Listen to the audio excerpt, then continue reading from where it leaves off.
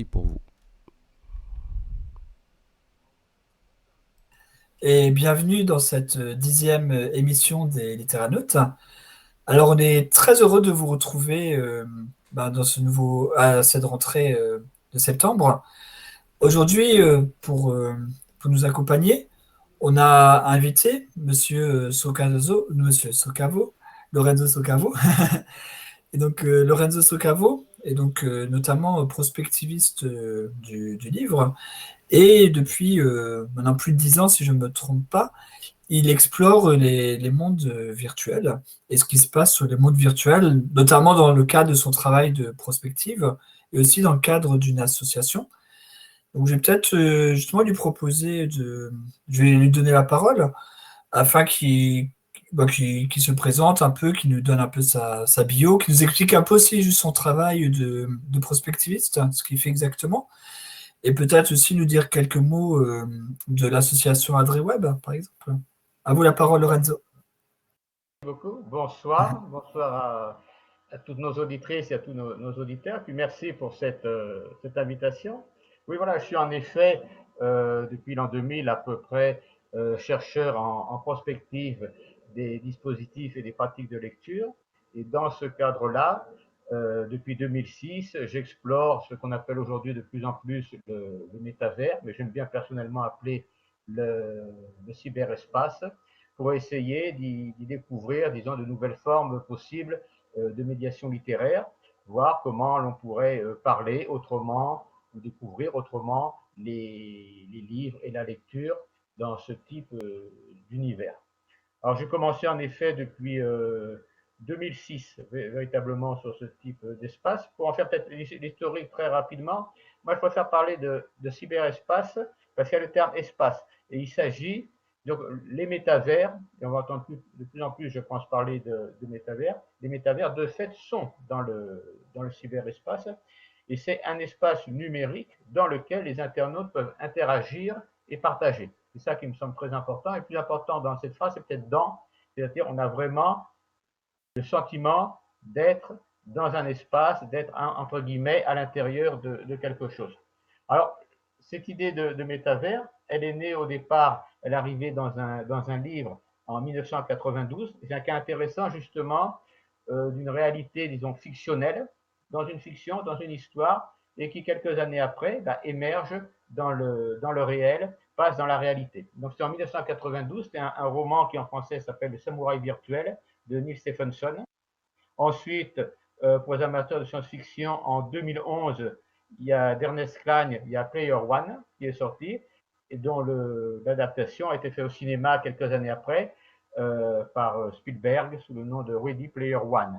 Et là, dans ces deux livres et ce film, on a une idée, déjà une projection en termes de science-fiction de ce que peut être ce métavers. Alors très concrètement, en France, on était en avance, parce qu'en 1997, quand il y avait Canal+, qui avait lancé le premier monde virtuel comme cela, ça a été un petit peu oublié malheureusement, ça a tenu de 1997 à 2001, c'était Paris en 3D. Et comme l'univers que nous allons visiter tout à l'heure, on pouvait se promener comme ça, se projeter avec des avatars dans Paris en 3D. Mais bon, ça n'a pas tenu, ça n'a pas eu de soutien, c'est un petit peu comme le Minitel qui avait été inventé en France, puis ça a disparu.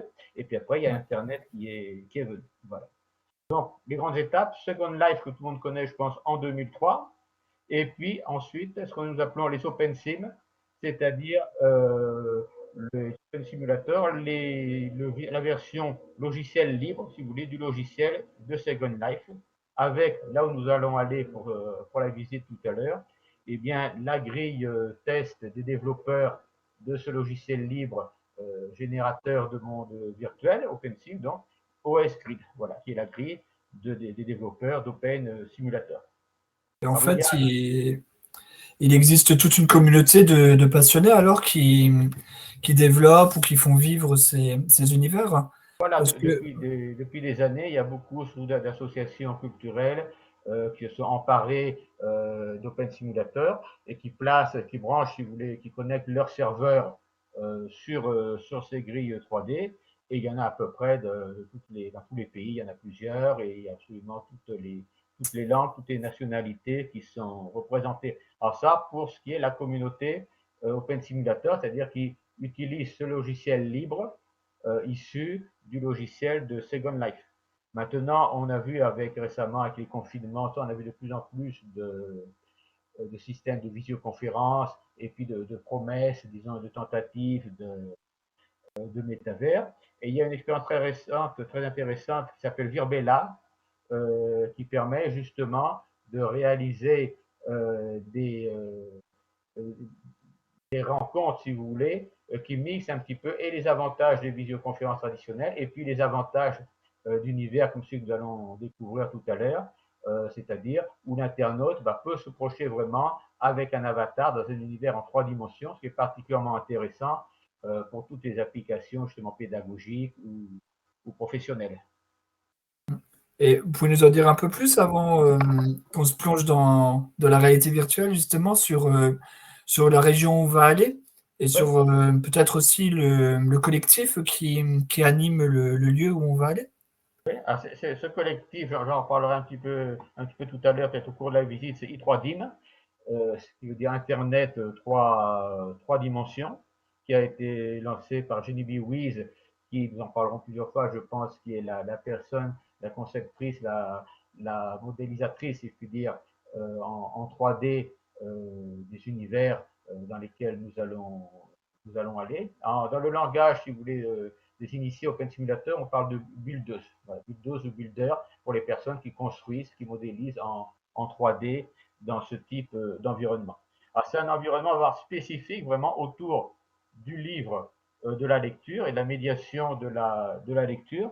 C'est ce par quoi, vu mon activité de prospectiviste dans ce secteur précis, c'est ce par quoi j'ai commencé à être attiré, bien sûr, sur ces types d'univers. En 2006, j'ai commencé donc sur Second Life au départ, et j'ai donné une première conférence en 2007 à la bibliothèque francophone de Second Life, qui n'existe plus. J'ai donné une conférence sur un livre qui s'appelle Gutenberg 2.0, dont nous reparlerons tout à l'heure. En 2008, j'avais participé au baiser de la matrice et le grand projet de Véronique Aubouis, une lecture totale par des milliers de lecteurs d'extraits de la recherche de Marcel Proust. C'est-à-dire, elle filme des personnes qui lisent. Voilà, la recherche de Marcel Proust, une personne lit un extrait, et puis après une autre personne lit un autre extrait, et comme ça, toute la recherche est lue par des lectrices, des lecteurs différents, et nous étions connectés au théâtre de la Villette à Paris, et on avait fait comme ça j'avais fait une petite lecture d'un passage de Proust depuis Second Life. Et puis, bon, je vous passe peut-être tout ça, ça peut être trouvé sur mon blog, donc je vous mettrai le lien tout à l'heure. Le plus récent, c'est en 2020, c'est donc l'année passée, juste l'année passée, oui, sur la Paris 1900, sur la région Paris 1900, sur Second Life, où j'ai donné une conférence sur les personnages de fiction dans une modélisation de Notre-Dame de Paris. Ce qui était émouvant, puisque c'était quelques mois après l'incendie, malheureusement, de la cathédrale réelle. Alors là où nous allons aller, c'est un projet qui a débuté en 2011.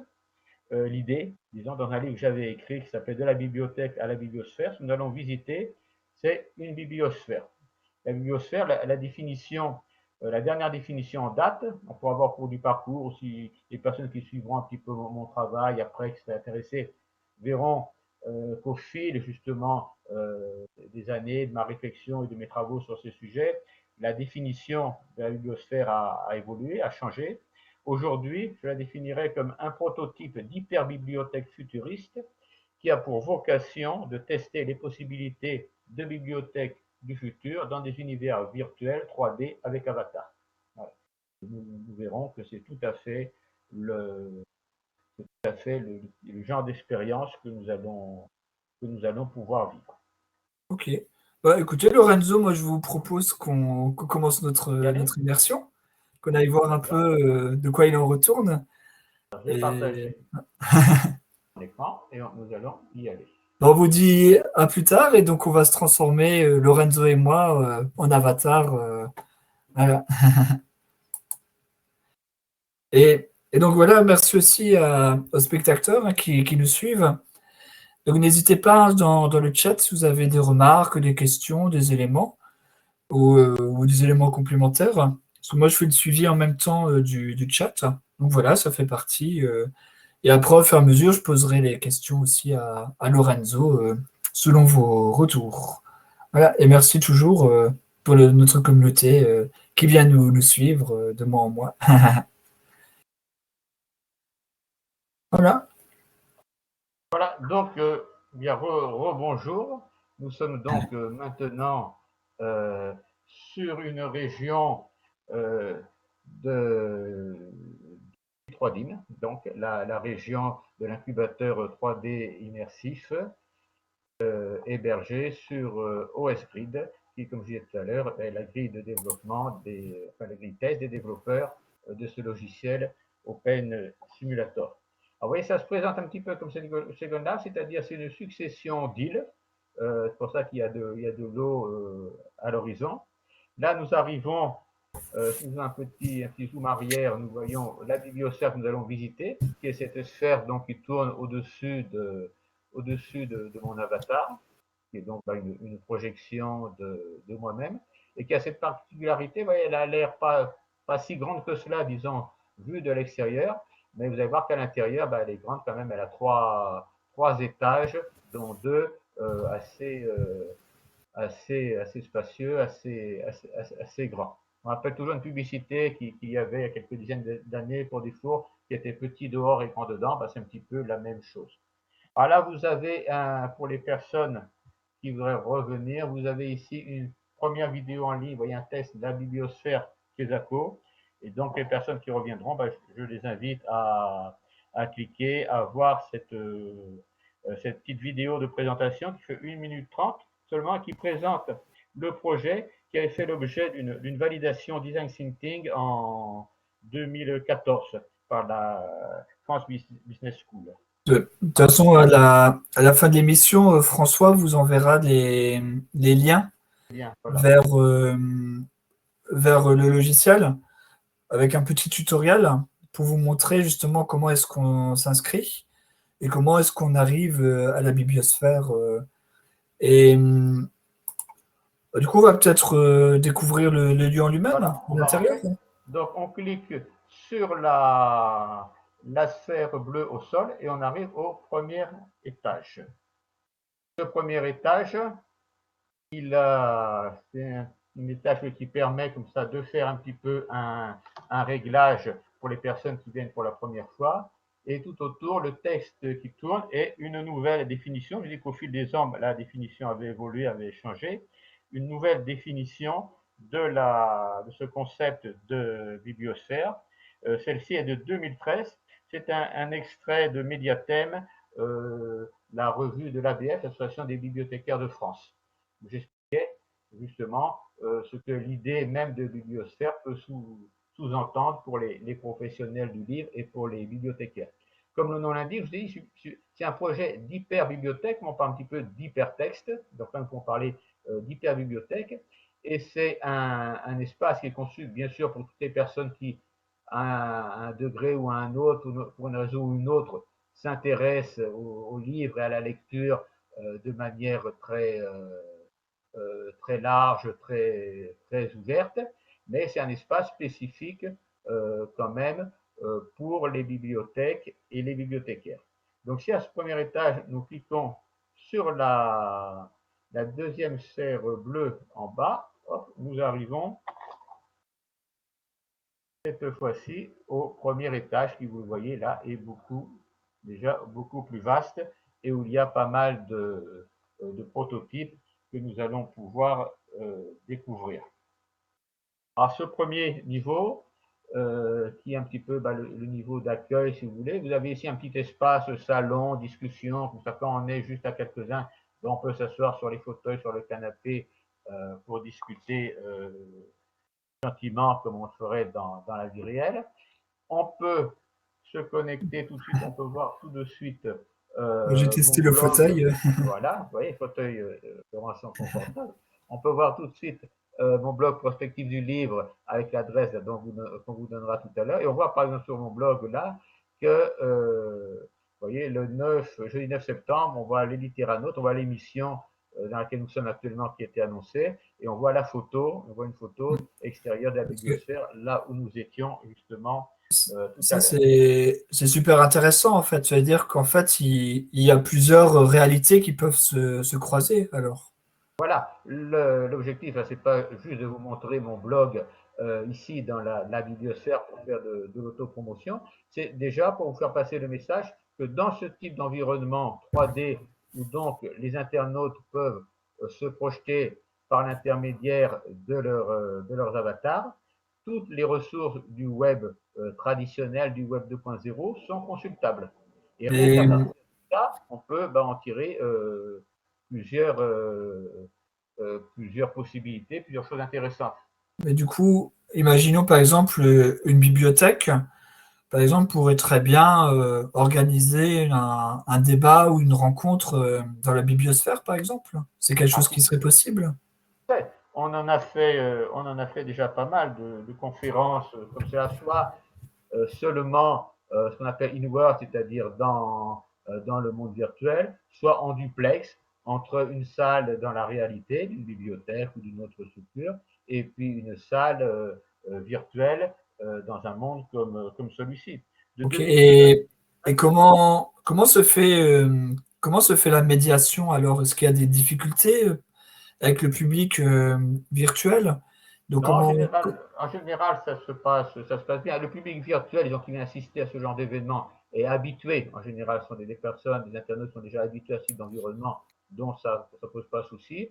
Et les personnes, disons, physiques, dans la salle brick and mortar, dans la salle réelle, elles sont en général surprises, elles découvrent, et donc ça les intéresse. Les seuls problèmes techniques qu'il peut y avoir, notamment malheureusement pour les bibliothèques, c'est des problèmes de pare-feu. À savoir que pour sécuriser, si vous voulez, pour éviter les piratages, les mairies dépendent soit de municipalités, soit de conseils généraux.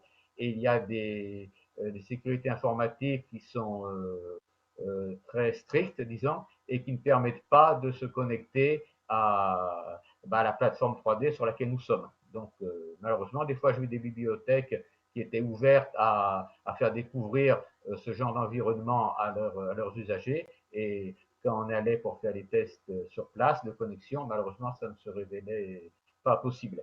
Mais sinon, il n'y a pas de souci particulier. Ici, justement, dans le où nous sommes, nous voyons là où va mon avatar, il y a un petit auditorium. Vous voyez, il y a un petit auditorium avec, je n'ai pas compté les sièges, 16 à peu près possibilités de spectateurs. Et il y a un écran, là, comme un écran pour une vidéoprojection. Et sur cet écran, on peut soit projeter, par exemple, la salle réelle d'une médiathèque, bibliothèque, d'un établissement culturel. Et puis, on peut aussi projeter des vidéos ou on peut projeter, si je fais des conférences, on peut projeter des slides, voilà, tout simplement. Exactement comme si j'étais dans une salle à présenter une conférence. Alors, il y a la c'est possibilité aussi de faire des conférences seulement in-world, seulement depuis la bibliosphère. Là, on aurait pu ce soir, oui, de tout visiter, mais vous allez voir, on a plein de choses à voir, ça va être, je pense, assez sympa, mais j'aurais pu vous faire juste une conférence. Voilà. Vous vous asseyez, vous zoomez sur l'écran, et puis vous voyez les slides, puis vous m'entendez vous présenter la conférence. Ainsi, à ah, cet étage, sinon, il y a pas mal, vous voyez, de dispositifs de lecture, et le livre, là, par Gutenberg 2.0, dont je vous parlais tout à l'heure, que j'avais sorti en 2008, édition de Malo Giraud-Delin à une 21 édition. Travaillé justement à l'époque, Laurent. Si, par exemple, Laurent, si vous voulez le faire, là, vous asseoir sur le fauteuil rouge qui est installé devant le livre. Là, vous cliquez sur la page intérieure du livre pour zoomer. Et puis, avec la souris de votre. Non, vous restez assis, vous cliquez sur le livre à l'intérieur et vous scrollez avec votre souris pour défiler les pages. Et on peut lire comme cela. Là, l'intégralité du livre presque est sur Google Books. On peut lire le livre comme on lirait presque dans la réalité. En zoomant dessus, nous l'avons plein écran. Et avec le système analogue aussi, je vous dis, c'est un espace qui est surtout, enfin, qui est principalement, ils ont réservé pour les bibliothécaires. Et étant donné que c'est la bibliosphère, donc ce concept d'hyperbibliothèque, là nous avons mis des liens vers les contenus des textes textes théoriques que j'ai pu produire, disons récemment, sur cette question. Là, on peut donc aussi accéder à connaître et valoriser la création littéraire numérique en bibliothèque qui avait été coordonnée, qui avait été publiée sous la direction de Franck Quérault et dans lequel j'avais écrit un long article sur la participation justement des internautes, des usagers, des bibliothèques à la création littéraire en bibliothèque. Et ici, à côté, l'écran bleu, on peut accéder justement à un article que j'ai écrit en début d'année pour la revue des bibliothéconomies italiennes. On a accès au texte et en italien et en français. Et vous voyez là, ce texte, son titre, son sujet, son thème, c'est perspectives pour des bibliothèques dans le cyberespace vers une typologie des nouvelles formes de médiation dans de nouveaux territoires numériques. C'est tout Parce à qu'en fait. fait, on peut vraiment aller dans la bibliosphère pour finalement découvrir un certain nombre de ressources numériques, autour d'éditions numériques, autour des Voilà. métavers. C'est Voilà. un endroit qui est ouvert à tout le monde, en fait. Ah oui, absolument. Alors Ok. ici, on voit par exemple, il y a tellement de choses à voir que l'heure tourne vite. On a ici une visite commentée en images de projets que nous avions développés. Par exemple, on clique sur l'écran et ça zoome dessus. C'est des projets que nous avions développés. Donc, toujours pareil, vous voyez, conception, Lorenzo Socavo, réalisation, Génie Bigoui. C'est-à-dire, je suis concepteur des projets qui ont fait la modélisation 3D. C'était un projet, d'une part, qui s'appelle ML3D, c'est-à-dire ma librairie en 3D, qui était donc un projet d'un prototype de librairie en 3D immersive, un petit peu comme là nous sommes dans la bibliosphère, il y a possibilité, si vous voulez aussi, par rapport au métier du livre, de créer à terme des librairies sur ce modèle. Et puis un autre projet un petit peu plus loin qui s'appelait la métabibliothèque numérique, MBN. Et ces deux projets que nous avions modélisés sur une plateforme qui s'appelait Ever, environnement virtuel pour l'enseignement et la recherche de l'Université de Strasbourg, qui malheureusement est en stand-by, enfin Mais qui est actuellement. en fait, quand vous faites de la modélisation 3D, par exemple de la bibliothèque, les objets 3D, vous pouvez les réutiliser. Il y a une interopérabilité qui existe entre les différents univers. Du moment que c'est Open Simulator, oui, il y a une possibilité de passer d'une grille à une autre et les objets. Maintenant, ça dépend des autorisations que donnent les concepteurs de l'objet, si l'objet a un script à l'intérieur ou pas, et pareil, les autorisations que donne le scripteur ou pas. Mais en général, vu que ce sont des logiciels libres, c'est la communauté open source, donc il y a beaucoup de partage, je dirais. Là où ce n'est pas possible de transférer, ce sont les créations 3D qui sont faites sur des métavers fermés ou par exemple sur Second Life. Ce qui se fait sur Second Life n'est pas exportable ici et ce que nous faisons ici n'est pas exportable sur Second Life. Ok, sur l'écran des spectateurs, on voit aussi l'écran du milieu, c'est la Alors, bibliothèque. oui, l'écran du milieu, c'est la bibliothèque historique de la ville de Paris. Waouh. Et là, nous pouvons faire, ça montre que nous pouvons, dans le web 3D immersif dans lequel nous sommes, nous pouvons faire une visite en 2D subjectif. Parce que là, on va de nouveau rentrer dans un autre univers, c'est ça? Voilà. Par exemple, là, je suis dans la cour centrale, je clique ici et je me retrouve dans la salle de lecture de la bibliothèque historique de la ville de Paris. Je peux afficher là, des documents qu'ils ont mis en ligne, avec par exemple là, la restauration, on voit d'un plafond. Aussi, voilà, plafond peint, on peut aussi faire apparaître les indications, c'est-à-dire tout ce qui est consultable, si vous voulez, au niveau des sites web 2D, mais pas seulement, comme je vous montrais tout à l'heure pour mon blog, oui, une visite subjective aussi en une visite 3D mais subjective, on peut aussi la parcourir. Donc après, bah, c'est justement un travail aussi de médiation et de collection. Tout dépend du choix des ressources que l'on décide de partager, que l'on décide de mettre dans ce type d'univers, comment on les présente, comment on les met les unes à côté des autres et pourquoi. C'est oui, c'est un travail après bah, justement de bibliothécaire ou d'archiviste, voire de commissaire d'exposition à l'extrême.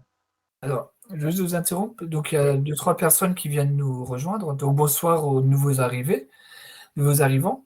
Et donc, du coup, on était en train de visiter un lieu qui s'appelle la Bibliosphère avec Lorenzo Socavo. Voilà.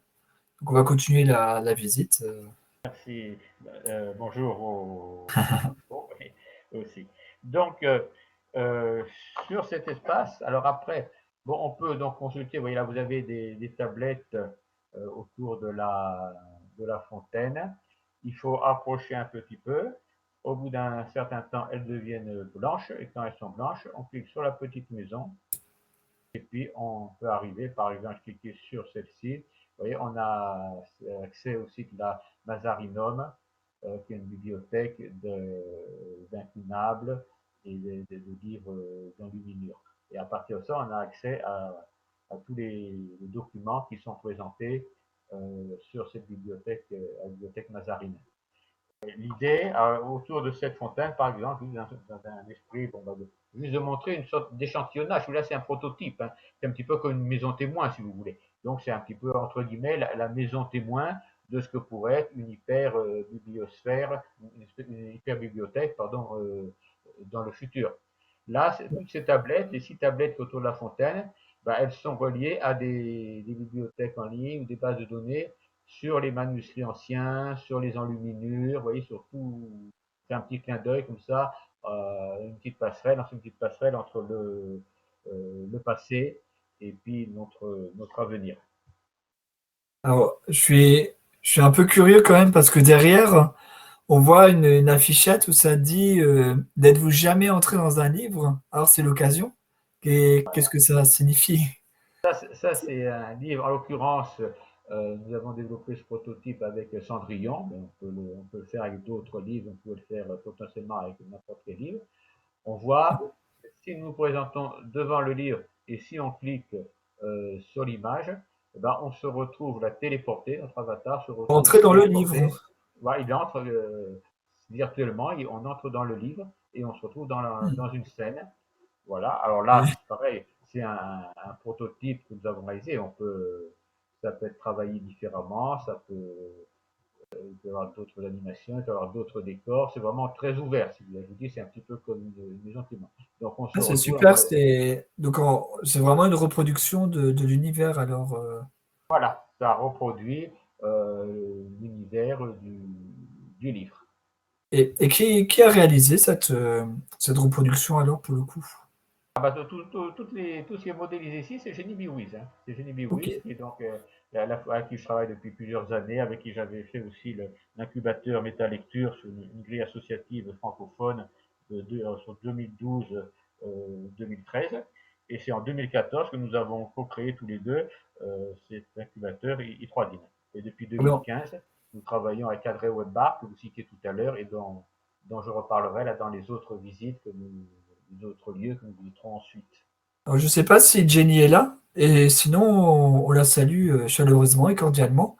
Parce qu'elle a aussi contribué à l'organisation de l'émission, notamment en nous aidant à résoudre un peu des bugs, en allumant le serveur, en nous conseillant aussi deux, trois visites.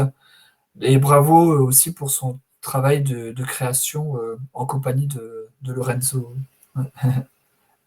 Ah, si nous cliquons maintenant sur la boîte qui est là, la boîte c'est Cendrillon, on voit au-dessus c'est écrit clic pour retourner au livre. Hop, nous retournons à l'étage où nous étions précédemment, donc du deuxième niveau. Et nous pouvons tout de suite passer au troisième niveau en cliquant sur la boule bleue à côté de la fontaine.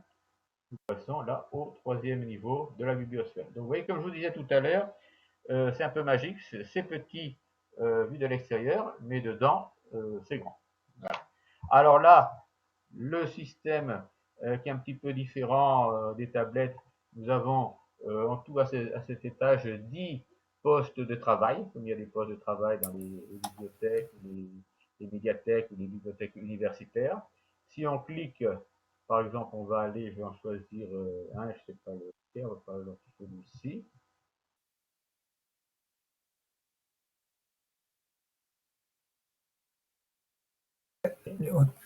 On clique sur les tabourets, hop, on se trouve assis, on clique sur l'écran blanc en face de soi, ça ouvre un écran web. Et là, par exemple, je suis sur ebook libre et gratuit, qui est une bibliothèque de livres numériques au format notamment PDF et EPUB pour lire sur liseuse, et qui contient des milliers et des milliers de romans classiques que les internautes peuvent télécharger en toute légalité, puisque ce sont des œuvres du domaine public. J'ai juste j'ai juste une question, en fait, pour rebondir à une remarque sur le chat, par rapport au fait que c'est un gros travail. Du coup, merci Chimo.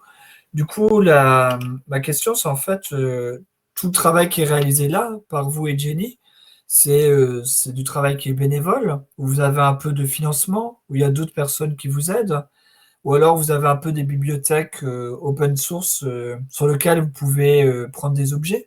Vous pouvez nous en dire plus un peu sur la masse de travail que ça représente, Bah, et si c'est ça, totalement bénévole? ça représente quand même en effet un gros travail. Alors, surtout au niveau du 3D, mais surtout pour Jenny Wiz qui fait le build de tout cela. Mais elle, c'est sa passion bon, bah, de modéliser et de créer des univers dans lesquels justement, les internautes peuvent se retrouver dans les conditions réelles de l'espace 3D dans lequel on est physiquement, si vous voulez, dans notre vie quotidienne, et donc avoir des échanges et puis voir, si vous voulez, à, à pouvoir avoir une marge de liberté dans ce type d'environnement que l'on n'a pas forcément dans la vie réelle. Mais sinon, c'est du bénévolat. Et moi, bon, bah, ça fait partie, si vous voulez, de mon travail de recherche, de tester des prototypes, de lancer des idées, et puis de voir ce qui peut en émerger. Voilà. Maintenant, bah, nous sommes ouverts à tout projet de collaboration, tout projet de développement. Et voilà, nous n'avons pas d'aide particulière pour l'instant. Et la seule aide que nous avons, disons, c'est du mécénat, disons, c'est la personne qui nous met à disposition bah, un serveur, et un serveur assez puissant et très bien entretenu, et relancé, mis à jour, tout ça, pour pouvoir être hébergé sur cette grille. Voilà. Il y a derrière toute une interface numérique, si vous voulez. Euh, et puis sinon, bon, sinon, je vous dis, c'est la communauté open source. Hein, donc, par rapport à Second Life, là, il n'y a rien à payer, si vous voulez. Sur Second Life, une île comme ça, c'est plusieurs centaines d'euros par mois de location. Comme on loue un appartement dans la vie réelle, ben on loue l'espace sur Second Life. Ah, ok.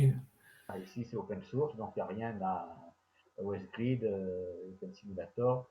Open Simulator est un logiciel gratuit. Et du coup, Jenny nous écoute effectivement. Donc voilà, on lui passe on lui passe le bonjour et bon appétit. Voilà. Voilà, oui. Ouais, c'est vrai parce que les enfants sont à 20h, c'est un petit peu l'heure du déjeuner, du dîner. Alors, ce qu'il y a aussi, si vous voulez voir justement une belle réalisation rare, unique même, nous sommes les seuls. Alors, c'est pareil, c'est moi qui ai détecté cette fois livre, et c'est Geneviève Will, alors avec l'aide d'autres personnes, notamment de Yann Min, qui est très connu dans les OpenSim et dans le cyberespace en général. Nous avons fait cette reproduction en 3D d'une roue à livre, qui est une réalisation d'Agostino Ramelli, un ancêtre italien, en 1588. C'était un ingénieur qui inventait des machines, et il a inventé cette roue à livre qui permettait, vous voyez, comme on voit sur les illustrations au mur à côté de mon avatar, qui permettait de passer d'un livre à l'autre, d'avoir une douzaine de livres, en fin de compte, ouverts à des ouverts, et puis de les consulter un petit peu comme le système que nous avons maintenant aujourd'hui avec l'hypertexte. Voilà. À part que là, bah, c'était 1588, et ça permet de réaliser qu'historiquement, ça fait très longtemps que les érudits, que les lecteurs cherchaient justement un système pour pouvoir lire plusieurs livres à la fois, passer rapidement d'un livre à un autre, Et puis, là, c'était pas possible de plus attendre le web, attendre le web 2.0 pour arriver à faire, à s'approcher, disons, de ce genre de possibilités. Mais vous voyez, au XVIe siècle, bon, on avait déjà des personnes qui cherchaient. Alors là, si on s'assoit sur le fauteuil, je vais le faire, on voit là que la roue est opérationnelle. Vous voyez qu'elle on peut la faire fonctionner. Là, à ma connaissance, c'est tout à fait unique. Une modélisation comme ça opérationnelle et à l'identique d'une roue à livre, euh, c'est En tout, unique. en tout cas, sur le chat de Twitch, cette roue à livre a beaucoup de succès. Là, on Et peut la donc raison, elle est vraiment magnifique. C'est une reproduction qui est superbe. et vous avez là le livre qui est présenté, c'est le même livre, là c'est le livre d'Agostino Ramelli ouvert à différentes pages. On peut voir les différentes machines. Il faisait un petit peu comme Léonard de Vinci, il faisait beaucoup de machines de guerre, si vous voulez, aussi des systèmes d'irrigation. Et puis donc il devait avoir besoin de consulter beaucoup de livres lui-même pour ses travaux, ses recherches. Et donc il a inventé cette roue à livres. On peut en voir une, on peut en voir dans quelques musées au monde, quelques bibliothèques. Enfin c'est assez rare il en reste. Il en reste en état de fonctionner encore, mais il y en a une à Paris, par exemple, au musée de l'Arsenal. Ou ça, au musée de l'Arsenal, hein. À la bibliothèque du musée de l'Arsenal à Paris. Ok. Alors, je pense qu'on a fait le tour un petit peu de cet état. Après, pour les personnes, je vous dis, qui veulent venir travailler, regarder des choses, il y a ces 10 postes de travail. Dans quelques jours, je posterai sur mon blog l'inventaire. J'ai fait à l'occasion de notre émission, et ça a été l'occasion pour moi de me mettre au travail un petit peu pour faire quelque chose que je n'avais jamais fait, faire l'inventaire des ressources complètes de la bibliosphère au jour d'aujourd'hui. Et donc, par exemple, je liste à cet étage, il y a 10 postes de travail. On a vu en bas, il y avait 6 tablettes. Je liste les différents contenus vers lesquels toutes ces ressources nous envoient. Ok. Du coup, vous aviez encore quelques lieux à nous montrer, je crois, Lorenzo. Alors maintenant, on peut aller visiter un petit peu euh, les autres aspects, si vous voulez, que permettent de développer ce type d'environnement, bien au-delà de modélisation, soit imaginaire, soit futuriste, disons, comme ici cette bibliosphère. Je précise aussi qu'on peut, je n'ai pas précisé la différence entre la librairie numérique, le prototype que nous avions fait pardon, de librairie et celui de bibliothèque universitaire. Vous avez vu que la librairie était comme une librairie à l'identique. La bibliothèque universitaire était plus futuriste, un petit peu comme la bibliothèque où nous sommes, c'est-à-dire que nous pouvons inventer tout à fait des espaces, si vous voulez, tout à fait imaginaires, tout à fait futuristes, un petit peu comme la sphère dans laquelle nous sommes là, où nous pouvons reproduire à l'identique une librairie ou une bibliothèque ou n'importe quel établissement qui existe dans la réalité. C'est ce que nous allons voir aussi justement un petit peu. Donc là, je vous propose d'aller à un projet de spectacle littéraire qui est en cours de construction. C'est une avant-première là parce qu'il n'est pas encore, il n'y a pas encore eu la première, il n'y a pas encore eu le spectacle de fait. C'est encore en chantier. Mais on va aller à une partie qui est finie, une scène qui est finie autour de Marguerite Duras, puisque nous sommes donc toujours, c'est mon travail, et moi c'est mon domaine, dans la Alors, sphère littéraire. bon, pendant qu'on est en transition entre les deux univers, Lorenzo, j'aimerais juste rebondir sur quelque chose que dit Vladimir sur le chat, et il vous salue en passant. Euh, En gros, il dit, je vais reprendre exactement ce qu'il dit. Il dit, j'aimerais ajouter que l'on parle beaucoup de métaverse dans la presse en ce moment, mais Facebook n'a rien inventé. Et donc OpenSim, en tant que métaverse 3D et libre, existe depuis plusieurs années. Qu'est-ce que vous pensez justement de l'incursion de Facebook dans les univers 3D? Est-ce que vous pensez que, parce qu'on regarde, on observe quand même que depuis des années, il y a des tentatives dans les univers 3D, parfois avec beaucoup d'investissement, mais il n'y a pas toujours le public qui suit. Donc, du coup, qu'est-ce que vous pensez un peu justement de cette tentative un peu de Facebook de se lancer dans ces domaines? Il faut voir ce que ça va donner. Google avait plusieurs fois essayé de sortir des métavers, notamment à partir de Google Street View. À partir de Google Street View, il y a toutes les grandes villes, presque le monde entier, toutes les grandes villes, toutes les grandes capitales qui sont modélisées à l'identique en 3D déjà. Mais bon, il y a eu le gros problème de projeter des avatars de manière réaliste et de pouvoir leur permettre d'échanger dans un tel environnement. Mais ça fait longtemps que c'est à l'ordre du jour. Bon, par rapport à ce que disait votre intervenant, je pense qu'il a absolument raison, tout à fait raison. Comme je rappelais, bon, en fin de compte, le début, vraiment le tout début, c'est 1997 avec Canal+, hein, en France, sur Paris en 3D.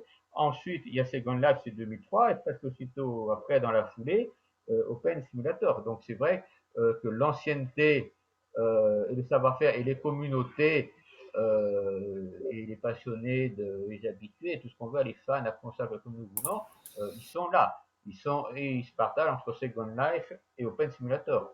Maintenant, des projets comme ceux de Facebook ont quand même des chances d'aboutir, je pense, parce qu'il y a énormément, bien sûr, de moyens financiers, de possibilités derrière d'avoir des développeurs, des scripteurs et tout ce qu'il faut comme ingénieur pour mettre quelque chose au point. Et ils surfent, je pense, sur tous les sorts qu'il y a eu autour des visioconférences pendant les confinements et notamment le premier confinement. On a tous eu on a tous découvert des tas de logiciels de visioconférence, on a tous passé des heures en visioconférence, en réunion en ligne. Et là, on a bien vu qu'en fin de compte, le Web 2D est très limité. C'est pour ça que j'ai inventé au départ ce concept de bibliosphère et j'ai cherché à le porter justement sur le Web 3D immersif avec Avatar. C'est parce qu'en général, une bibliothèque, par exemple, donc la bibliothèque physique, mais il faut pouvoir y aller. On a vu par exemple là pendant le confinement qu'elles ne pouvaient plus être ouvertes. Elles ne sont pas ouvertes la nuit. On peut y accéder que si on est dans la même ville. Il peut y avoir des personnes handicapées, des personnes âgées. Bon, donc les conditions d'accès à la bibliothèque physique, matérielle peuvent être des fois un petit peu limitées. Et puis un site web, les sites web des bibliothèques, c'est des sites 2D, on ne peut pas se rencontrer, on ne peut pas partager, on ne peut pas échanger, on ne peut pas travailler ensemble, comme nous avons vu là tout à l'heure un petit peu rapidement, on pouvait potentiellement le faire dans la bibliosphère. Vous voyez.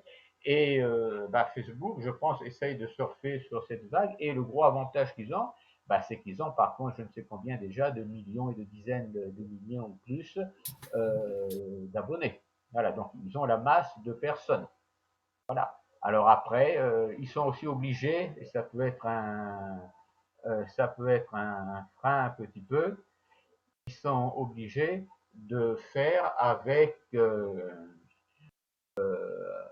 la nécessité justement de se démarquer notamment de Second Life. D'où je pense, leurs avatars actuellement qui sont particuliers dans le sens où les avatars dans le projet qu'ils ont Facebook, les avatars sont coupés au niveau du tronc. Ils n'ont pas de jambes. Voilà. Il n'y a que le haut, comme si là j'avais à la taille. Voilà. Et à la taille, je suis coupé. C'est des avatars sans jambes qui flottent dans l'herbe. Il faut essayer. Ça peut, ça peut avoir son charme. Il faut voir. Là, c'est sûr qu'a priori, quand on est habitué aux avatars que nous voyons ici, c'est-à-dire un corps complet, a priori, on peut se projeter plus facilement. Maintenant, il faut voir aussi, pour être complet dans ma réponse, que Second Life, leur projet, c'est en plus lié pas seulement au métavers, mais c'est lié aussi au casque de réalité virtuelle. Hein. Ça marcherait avec des casques Oculus. Oui, c'est C'est autre chose, vraiment, il faut voir, il faut tester. C'est un autre modèle de fonctionnement que le type d'environnement où nous sommes actuellement. Donc là, nous sommes donc dans un projet. Alors, ce sont des spectacles littéraires, des promenades littéraires, donc que nous faisons depuis plusieurs années. Déjà, nous en avons fait une petite dizaine presque de mémoires. Donc, ils sont toujours modélisés par Jenny Lewis, qui sont mis en monde, comme on dirait mis en scène, si vous voulez, par Jacqueline Barral d'Adré Webart, et qui sont accompagnés d'une bande son, d'un texte lu par Jacqueline et Jean-Claude Barral, qui sont des comédiens professionnels. Et là, en l'occurrence, c'est donc un texte sur Marguerite Duras, nous avons mis en monde, comme ça, en 3D, une biopoésie. Les biopoésies, c'est un genre littéraire qu'a inventé un auteur québécois qui s'appelle Denis Morin, et dont nous avons mis plusieurs biopoésies comme cela dans un univers 3D. Nous avons ici fait sur i3D, donc nous avons fait plusieurs de ces réalisations.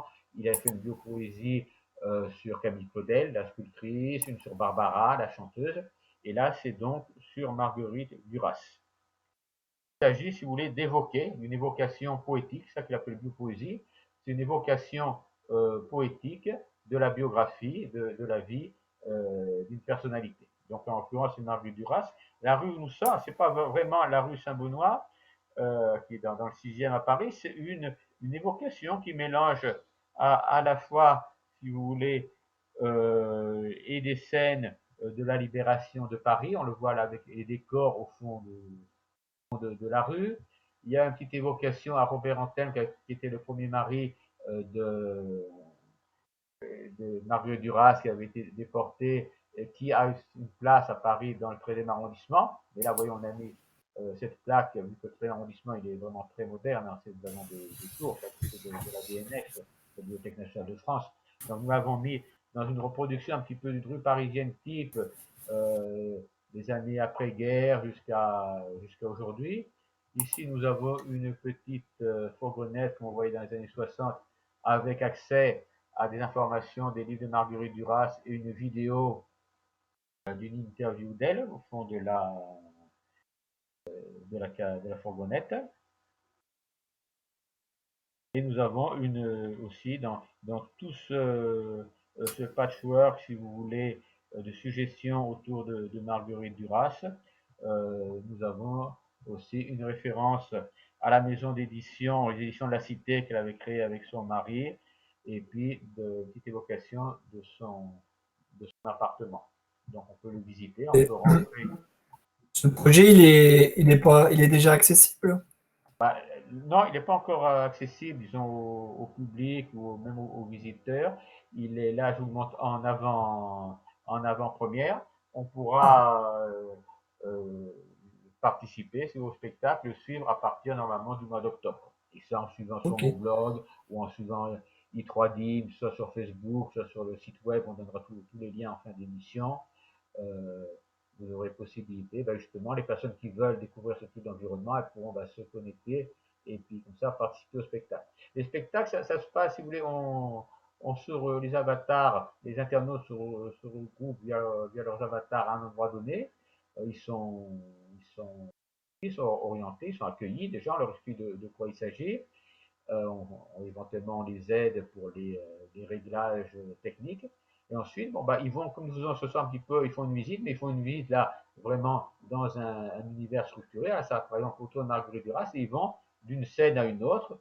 Alors, je ne sais pas combien de scènes à ce projet, je n'ai pas travaillé dessus, mais peut être 5, 6, 7 scènes différentes, accompagnées. Donc, il y a un texte, on entend. Là, il est, pour que vous m'entendiez, moi, pour l'entretien, pour la visite, on n'entend pas de texte, mais sinon il y a un texte lu par Jacqueline Barral et Jean-Claude Barral, qui mettent en voix le texte de l'auteur, donc Denis Morin. Vous voyez, c'est un spectacle littéraire, mais dans lequel, au lieu d'écouter passivement, bah, par le truchement, par le biais de son avatar, l'internaute participe, dans le sens où il fait le parcours, un peu comme pendant le littéraire. On peut monter à l'étage à une évocation de l'appartement de Marguerite Duras.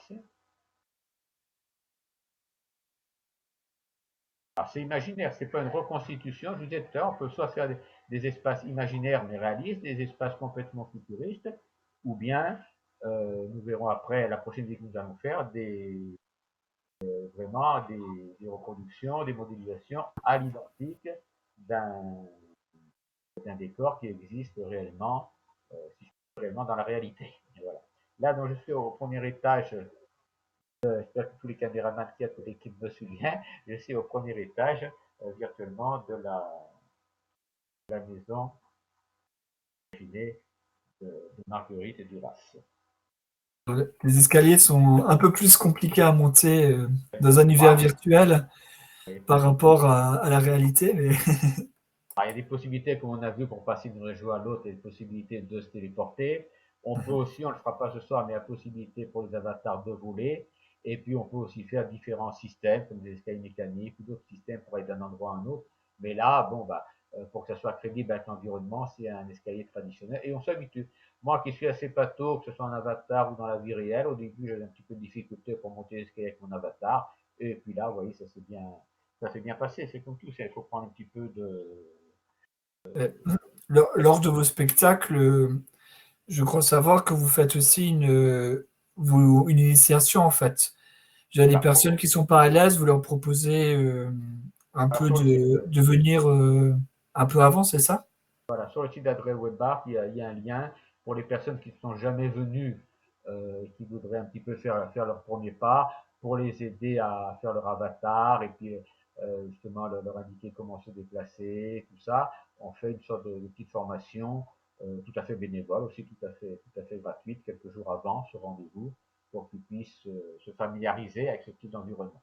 Ce que nous faisons, si vous voulez, un petit peu, c'est de l'évangélisation. Voilà, faisons de l'évangélisation pour faire connaître ce type d'environnement 3D aux internautes qui ne connaissent pas. Parce que c'est différent, on voit bien au niveau là, du moteur de rendu, c'est différent des jeux vidéo, même les jeux massivement multijoueurs où les joueurs peuvent collaborer, échanger entre eux. Et c'est tout à fait différent du web traditionnel ou des sites de visioconférence, vous voyez. C'est un environnement spécifique en lui-même avec ses singularités et qui malheureusement bon, bah, n'est pas assez connu, en tout cas au niveau de la communauté francophone. Et- Alors, je propose maintenant, on peut peut-être aller au jardin Villemain, comme ça on aura l'occasion là de voir, de découvrir un univers qui là est ce que j'appelle un monde miroir, c'est-à-dire est vraiment la reproduction à l'identique d'un environnement réel. Ok, on vous suit avec les liens de téléportation.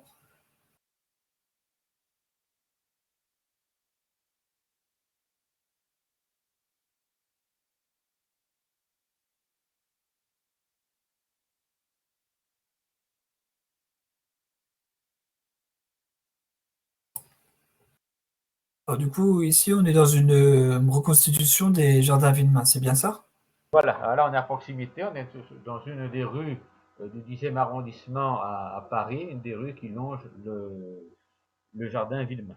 C'est ce que j'appelle un monde miroir et qui ouvre la possibilité de découvrir vraiment là de nouveaux espaces de médiation littéraire comme l'ensemble de ce qui est possible et ce que je cherche à mettre en place, à explorer dans ce type d'univers. Voilà, c'est aussi donc c'est une création littéraire toujours. C'est issu d'un livre qui a été publié au Québec, qui s'appelle Carnet littéraire du 10e arrondissement de Paris, qui a été écrit par la romancière québécoise Danielle Dussault lors d'une résidence d'écriture au Centre international d'accueil et d'échange des Récollets.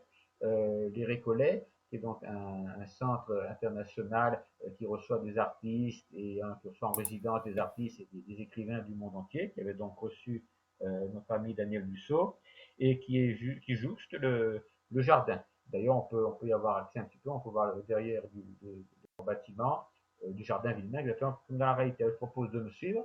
Alors, normalement, vous voyez, là, il y a des petites vignettes au sol bleu. Là, on entend normalement, toujours pareil, pendant la promenade littéraire, on entend le texte là lu par l'auteur. Il y a des parties qui sont lues par l'auteur, par Daniel Dussault, et puis d'autres parties qui sont lues toujours pareil par nos amis d'Adré Webart, Jacqueline et Jean-Claude Barral. Mais nous n'allons pas suivre le parcours. Là, nous allons rentrer carrément dans le jardin. Et si des personnes connaissent, ou si des personnes qui ne connaissent pas, elles peuvent se connecter, par exemple, sur Google Street View, elles verront en 3D euh, le jardin Villemain. Vous pouvez faire des recherches d'images aussi sur Google. Là, nous sommes vraiment, moi j'ai été plusieurs fois, souvent, dans le vrai jardin, qui est à côté de la gare de l'Est à Paris. Nous sommes vraiment dans une reproduction à l'identique du jardin réel, réel voilà.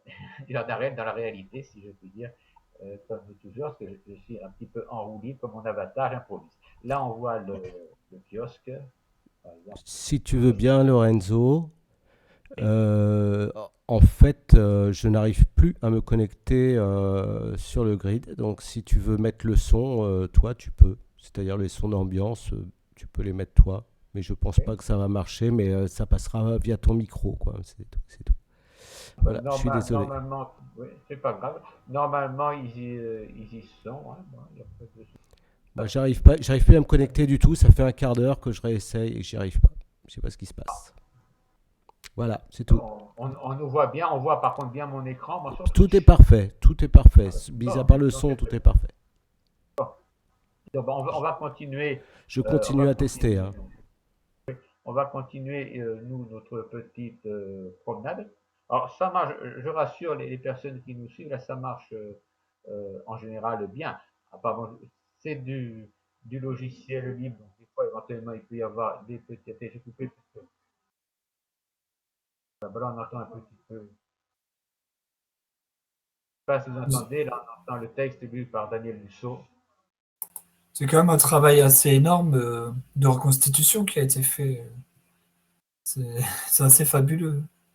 Oui, là, c'est un on a été sur place, on a pris des photos, on a travaillé avec des plans. Enfin, quand je dis on, là, en l'occurrence, c'est le génie, puisque moi, je ne modélise pas, avec des plans du jardin, tout. Enfin, c'est vraiment pour tout ce qui est topographique, pour les hauteurs, tout ce qui est volume, tout.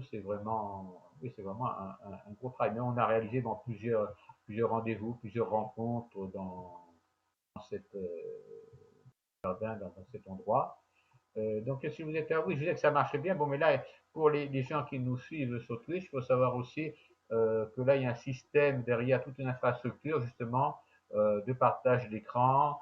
Nous sommes sur plusieurs plateformes à la fois et nous sommes aussi donc en réel diffusé sur Twitch. Donc, c'est plus complexe, si vous voulez, le montage qu'en temps normal. L'internaute qui se connecte de chez soi et qui, bah, au lieu d'aller sur un site web donné, et ben, il va ici. En fin de compte, c'est comme s'il se connectait à un jeu vidéo en ligne ou à un opérateur de Facebook. Bah, c'est presque se connecter sur Facebook, à part que là, c'est en trois dimensions. Voilà. Mais c'est que là, nous avons pour l'émission des couches techniques, disons, supplémentaires.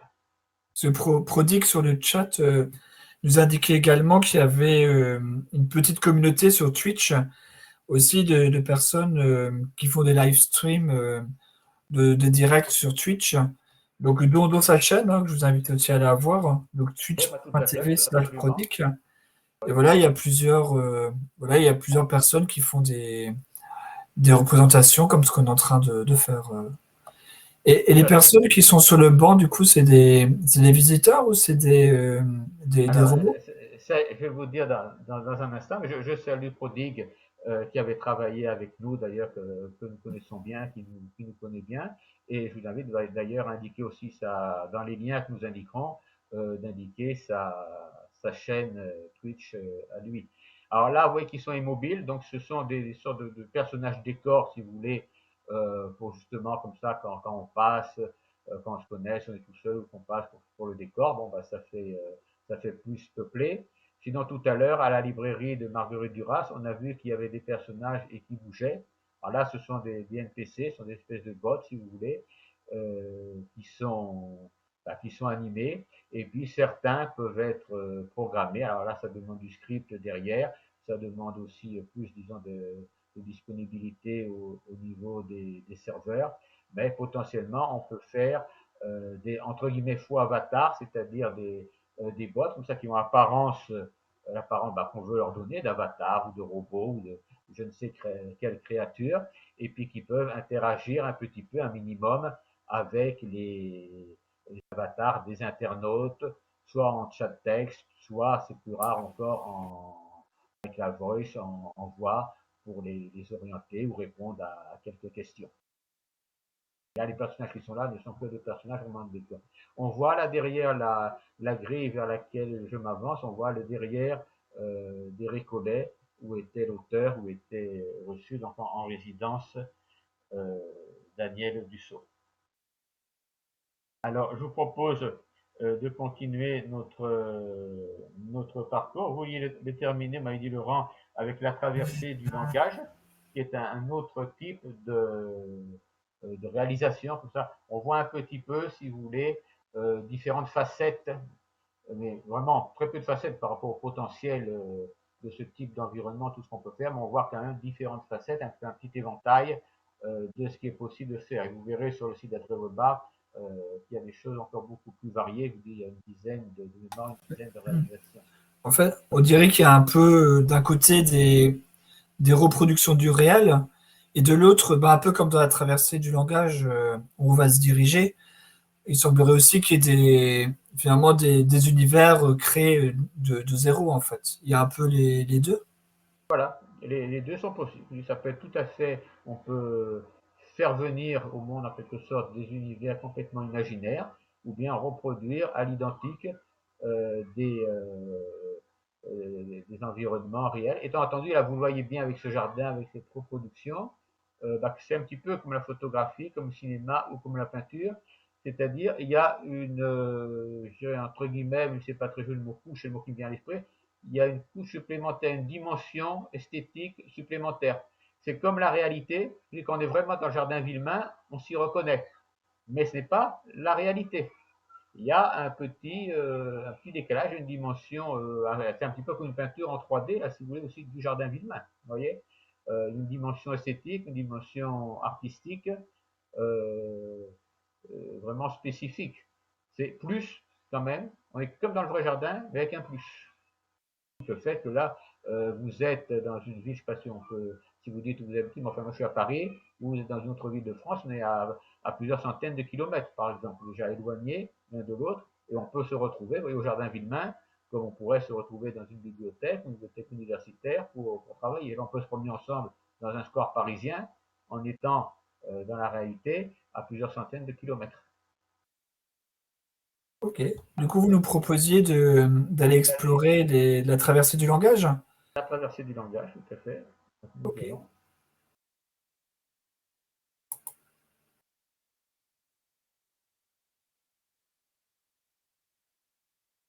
téléportation ne veut pas marcher.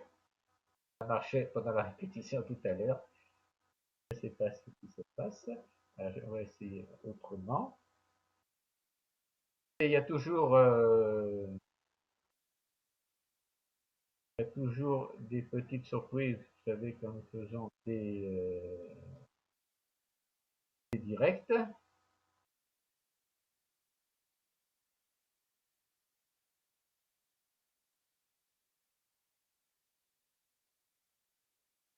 Alors, pour l'instant, on a un petit souci technique, mais ça ne nous empêche pas, effectivement, en attendant de discuter à l'ombre Précisément, j'ai le à même. l'ombre. Parce qu'en fait, la traversée du langage, qu'on va bientôt voir, c'est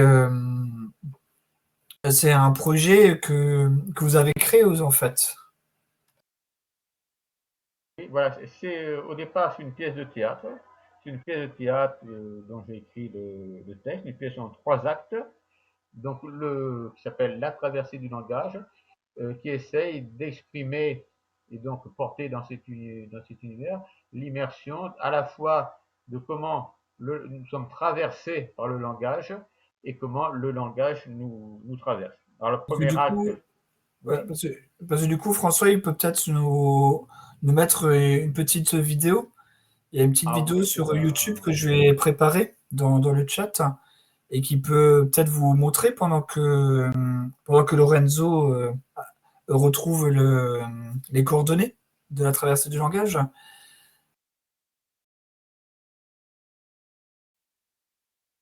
Donc je vais tout de suite, on arrive.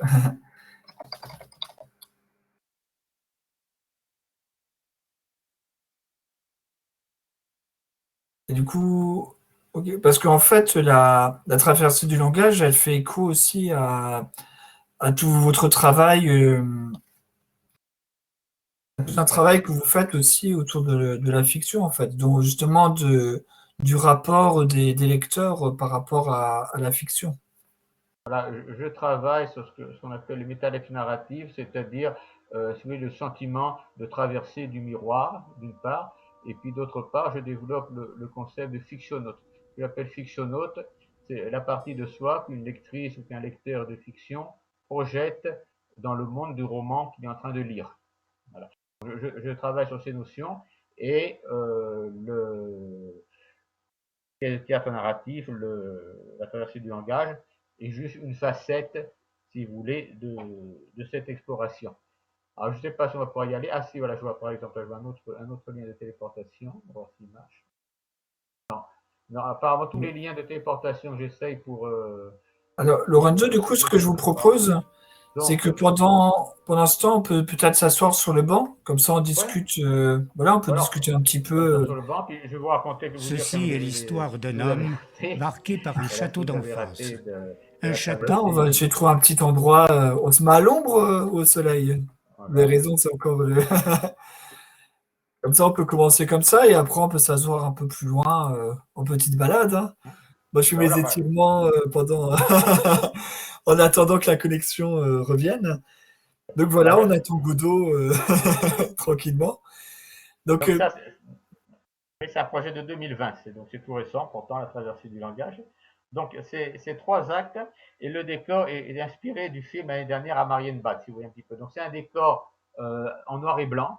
Donc déjà, vous voyez, par rapport à les univers très colorés où nous sommes depuis le début de notre visite, ça surprend. Et puis ça l'aspect esthétique, ça fait les effets que font toujours les photographies en noir et blanc ou les films en noir et blanc. On est toujours séduit aujourd'hui encore quand nous voyons un film en noir et blanc ou des photographies en noir et blanc. Donc il y a cet effet-là qui joue. Et puis il y a tout, bien sûr, l'imaginaire, l'esthétique derrière pour ceux qui ont vu le film d'Alain Resnais en 61 l'année dernière à Marienbad, sur un scénario de Rob Grillet. Il y a tout cet imaginaire-là qui est véhiculé.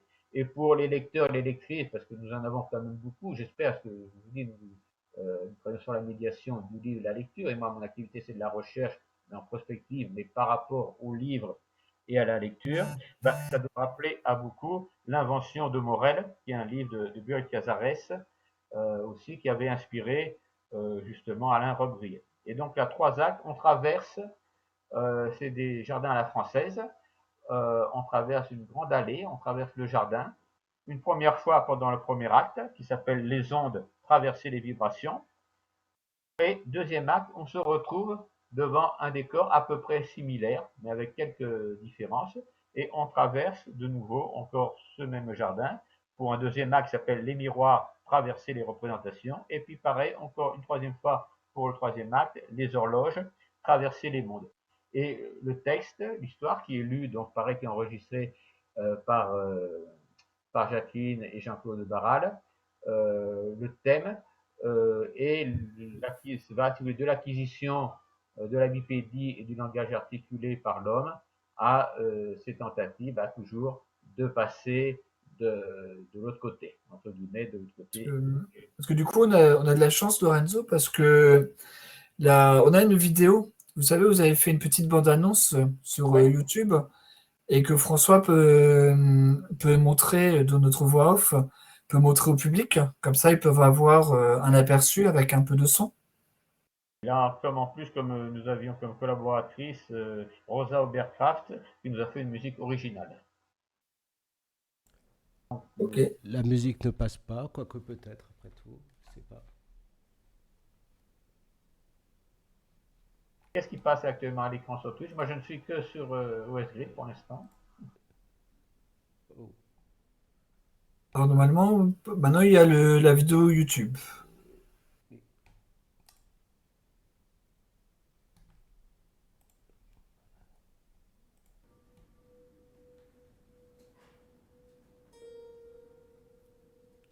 Ceci est l'histoire d'un homme marqué par un château d'enfance.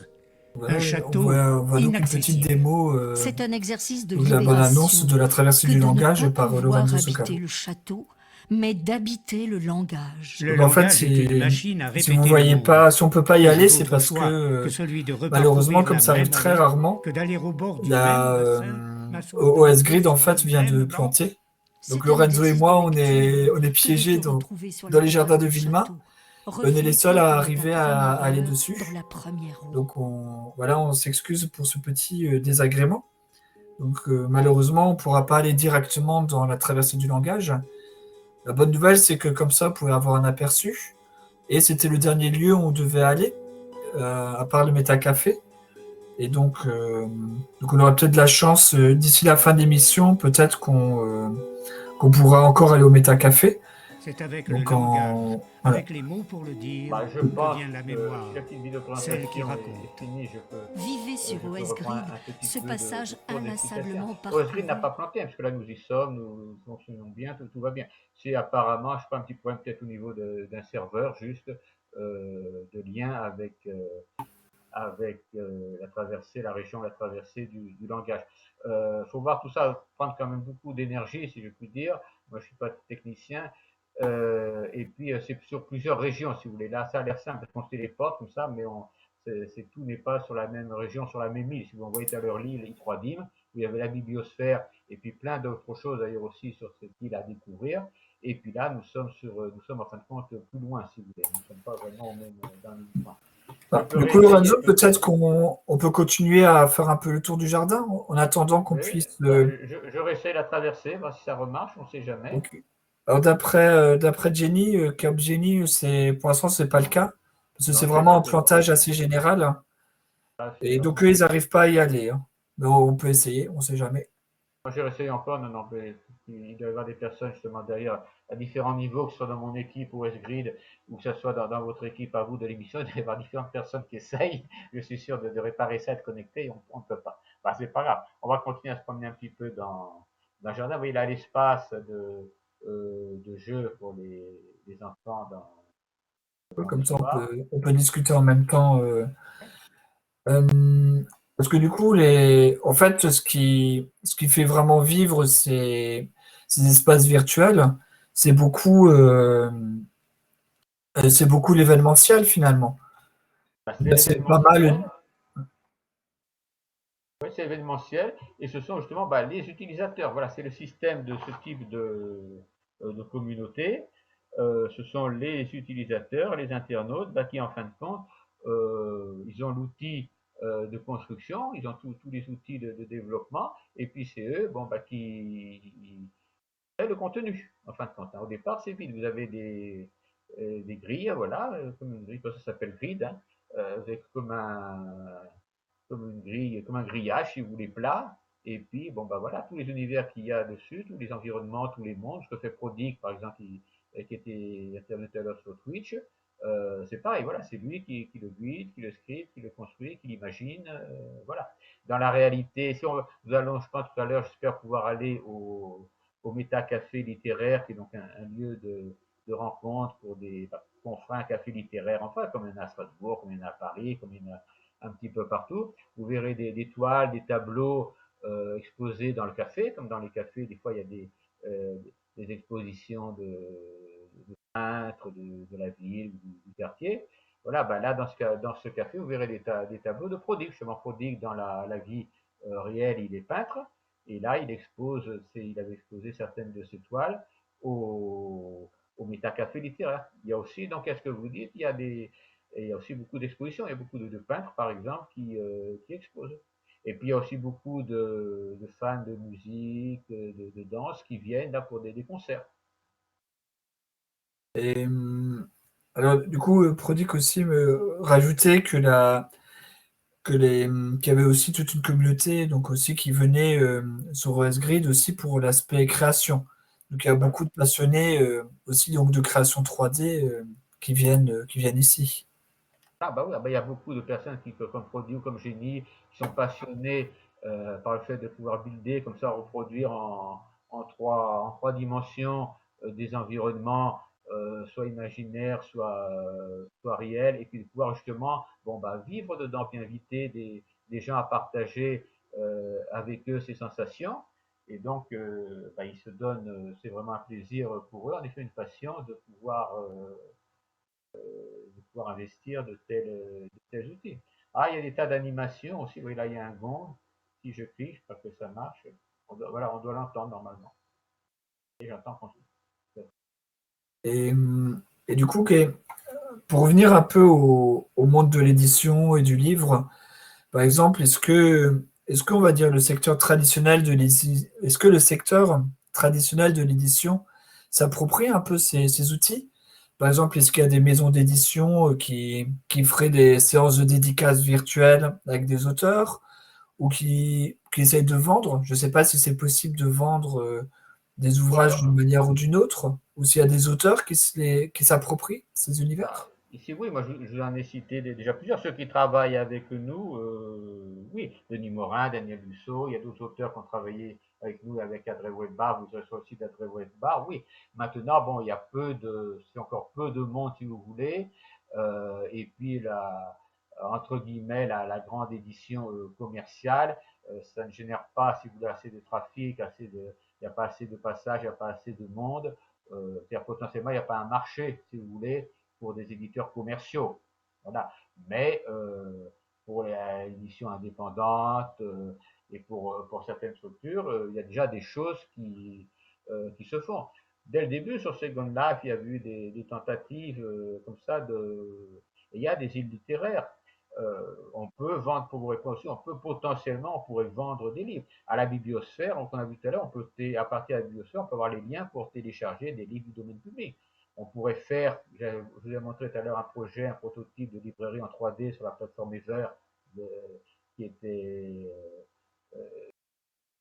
lancé,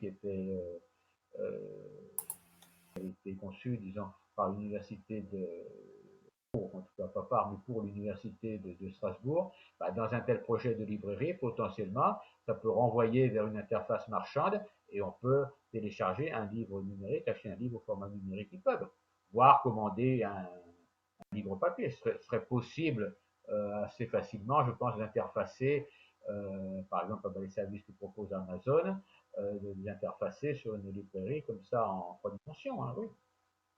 Alors, du coup, il y a notre voix off, François, qui nous conseille de faire un peu de tai chi en attendant que la connexion revienne correctement. On va essayer de lui faire une démonstration. Je sais pas où sont, en fait, où sont les animations de tai chi, parce que le jardin est assez vaste. Bah, c'était là où on était. C'est là où on est qu'il y avait le tai chi. Où on est, où il y a le tai chi.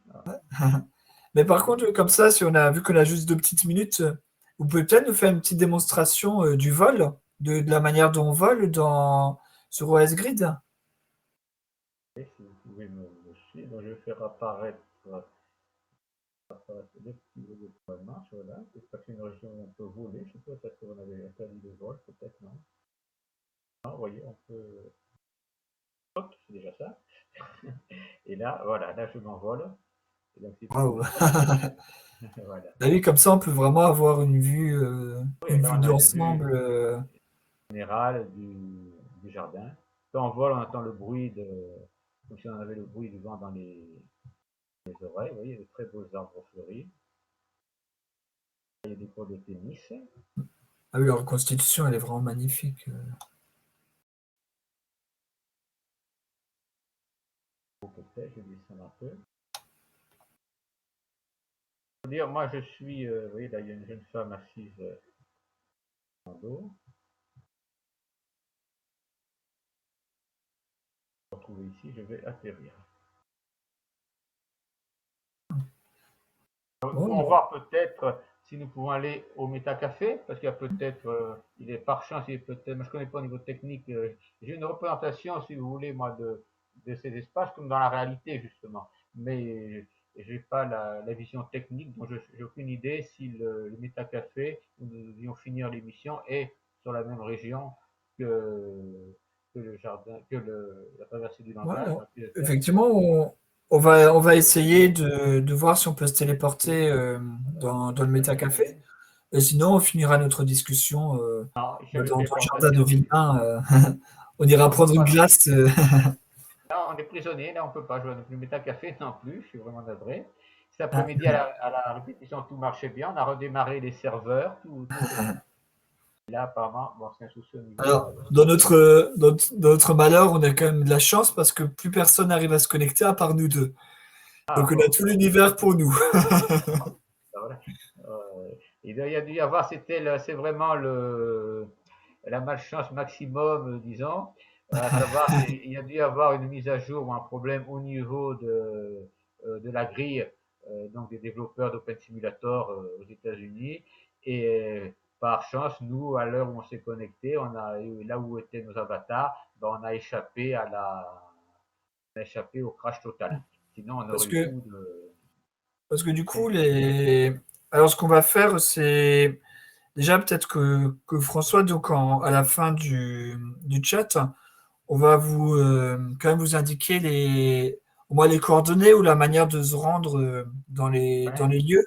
Parce Alors, que je vais vous j'ai mettre. pas trop d'impression écran du Métacafé, malheureusement. Et du coup, voilà, comme ça, on montre un peu que Je les le mets personnes ici. puissent y aller s'ils le souhaitent. Et vous pouvez juste nous dire un peu ce qui se passe au Métacafé? Parce que ce lieu, justement, il est assez passionnant, je trouve.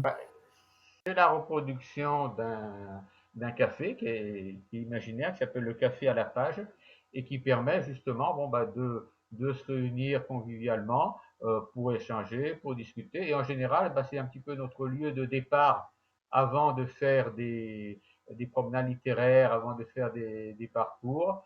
On se réunit tout ça, et là, on passe comme ça les consignes, on explique, les auteurs, soit Denis Morin, soit Daniel Dussault, bah, sont là vers le touchement de leur avatar, et puis ils expliquent un petit peu le projet, pas un petit peu du texte qu'ils ont écrit.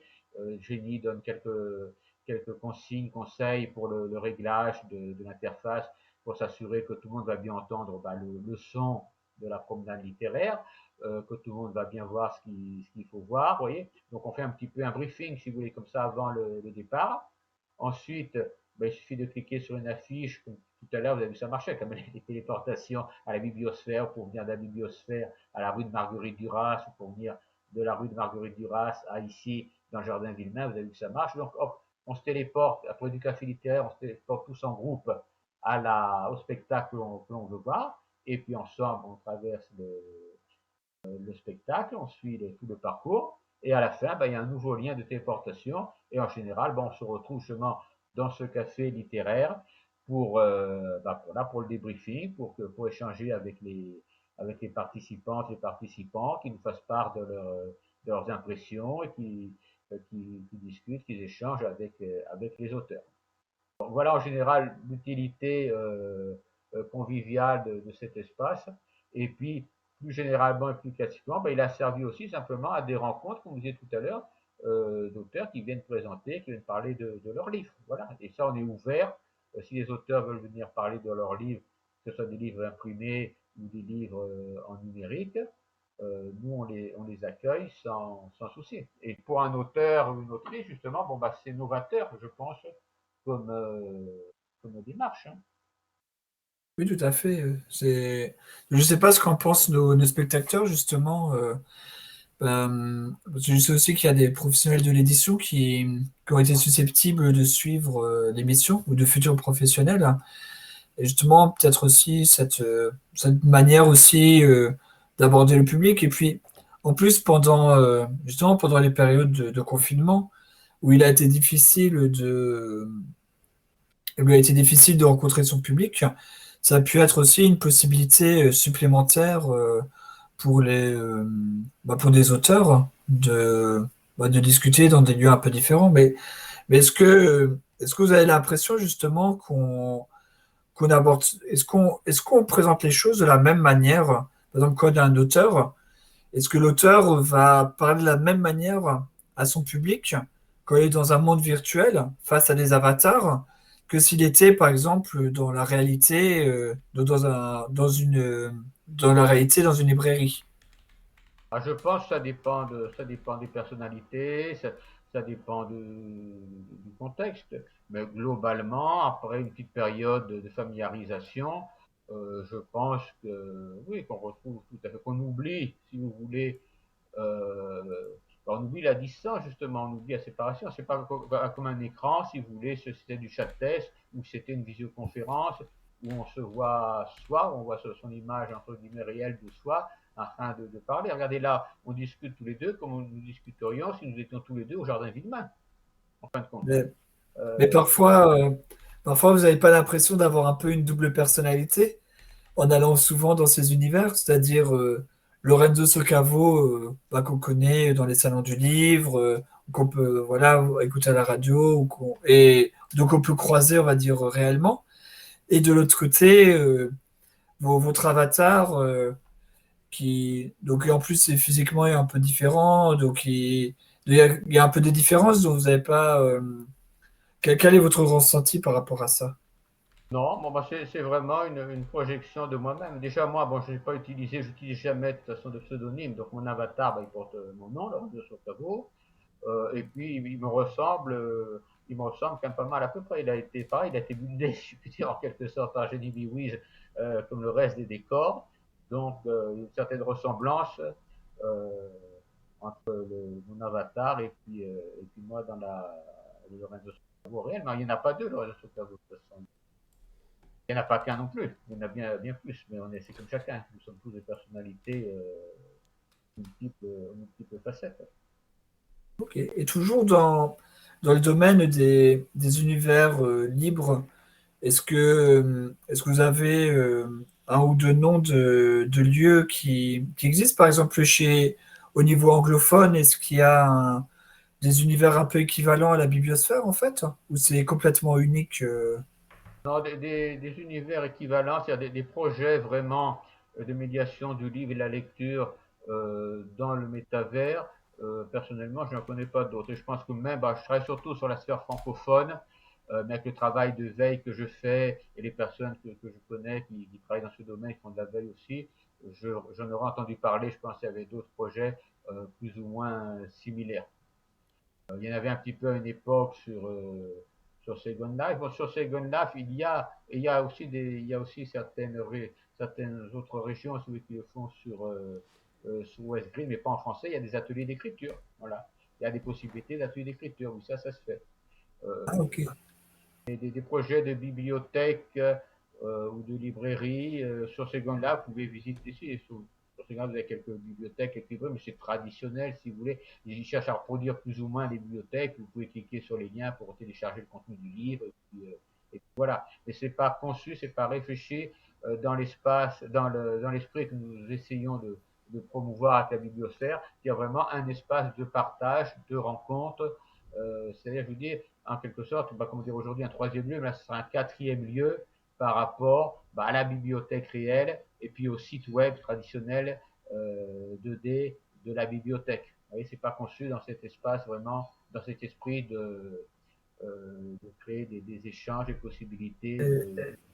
Et du coup, j'avais une petite dernière question parce que lorsque vous dites francophone, ça veut dire qu'il y a des personnes un peu de partout dans le monde qui viennent.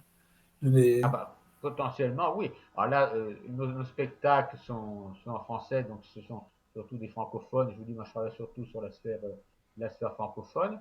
Mais par exemple, les deux auteurs que je vous ai cités, les deux projets que nous avons visités pour Duras, que nous avons lancé en octobre, bah, Denis Morin, c'est un auteur québécois. Là où nous sommes, c'était donc sur les carnets du 10e arrondissement parisien, Daniel Duchaussé, une autrice québécoise.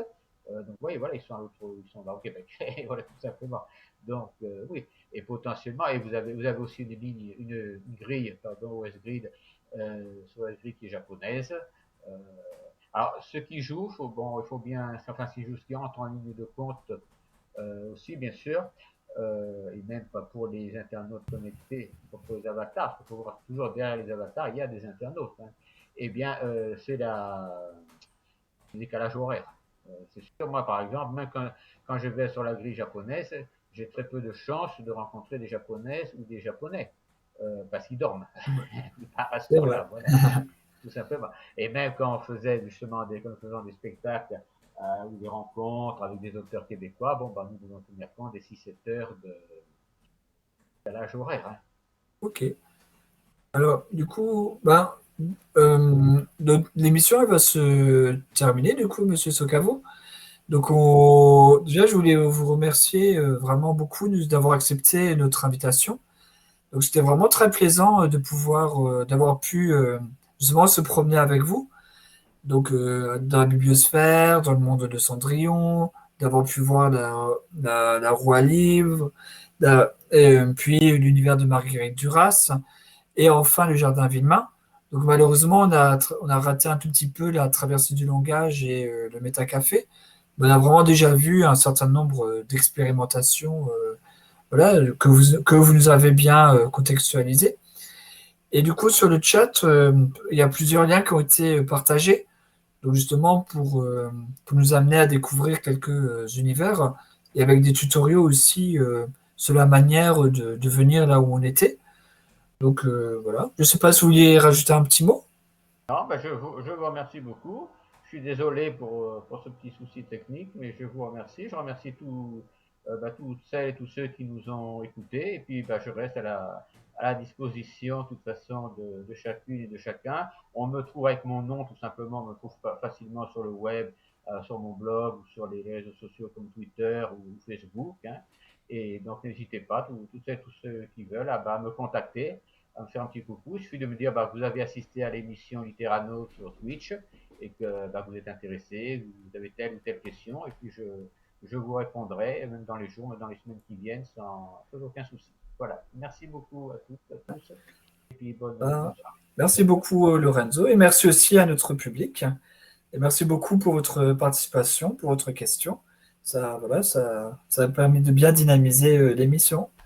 Donc on vous dit, alors la prochaine émission des Littéraneutes sera un peu spéciale. Elle va être, alors c'est un samedi, le samedi 16 octobre, donc pendant la journée pour changer. Et c'est une émission spéciale parce qu'elle sera à l'occasion des Imaginales. Donc on sera au Festival des Imaginales. Et donc on interviewera des auteurs, on fera justement une espèce d'atelier d'écriture aussi. Donc voilà, on vous en dit plus très rapidement. Et donc vous pouvez retrouver nos actualités sur Twitter ou sur Facebook, voilà, sur Archipel Numérique. Et n'hésitez pas à vous abonner aussi à notre chaîne Twitch si vous voulez voir les prochaines émissions. En vous remerciant tous.